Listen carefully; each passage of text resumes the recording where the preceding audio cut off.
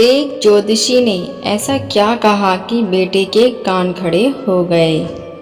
मिश्रा जी अखबार पढ़ने की कोशिश कर रहे थे। केवल मोटे मोटे अक्षर ही पढ़े जा रहे थे, क्योंकि छोटे अक्षर तो धुंधले दिखाई दे रहे थे।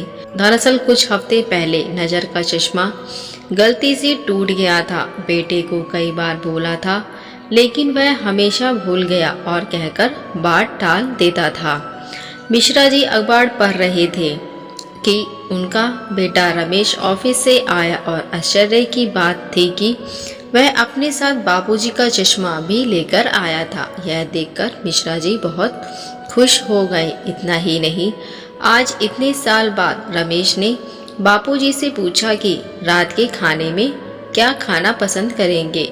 यह प्रश्न सुनकर मिश्रा जी एकदम से सकपका गए, क्योंकि पत्नी के जाने के बाद किसी ने पहली बार उनसे उनकी पसंद पूछी थी। अचानक से हुए इस प्रश्न से सकपकाए मिश्रा जी बोले कि बहू जो बना लेगी वही खा लेंगे। लेकिन आज पता नहीं रमेश को क्या हो गया था कि जिद करने लगा कि बापूजी क्या खाएंगे, तो मिश्रा जी ने डरते हुए भिंडी की सब्जी बोल दी।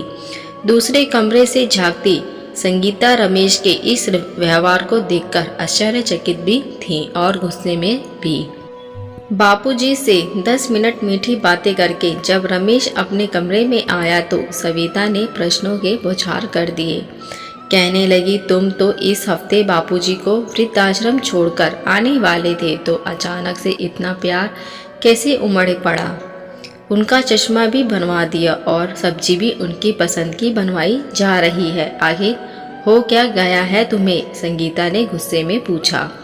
रमेश बात को टालने लगा, लेकिन संगीता के गुस्से के आगे उसकी एक ना चली, तो झुंझुला कर बोला कि वो बस एक सिद्धि प्राप्त जोशी की वजह से। संगीता के मन में रहस्य गहरा गया और अब वह पूरी बात जाने बिना उसे छोड़ने वाली नहीं थी। रमेश पर जोर देने लगी कि उस जोशी की वजह से कैसे, बताओ मुझे। रमेश ने भी बता दिया कि उनसे अपना भविष्य जानने गया था, बस इसके आगे वह कुछ नहीं बोला। संगीता आधी अधूरी बात जाने बिना रमेश को कैसे छोड़ सकती थी। अब तो वह आग बबूला हो गई और रमेश को पूरी बात बताने को बोला।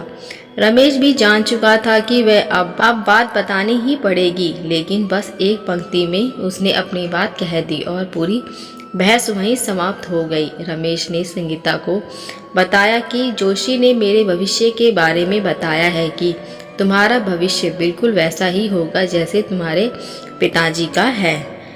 चर्चा समाप्त हो गई। बापूजी को वृद्धाश्रम जाने का ख्याल त्याग दिया गया। हर 2 दिन में उनकी पसंद की सब्जी बनाई जाती।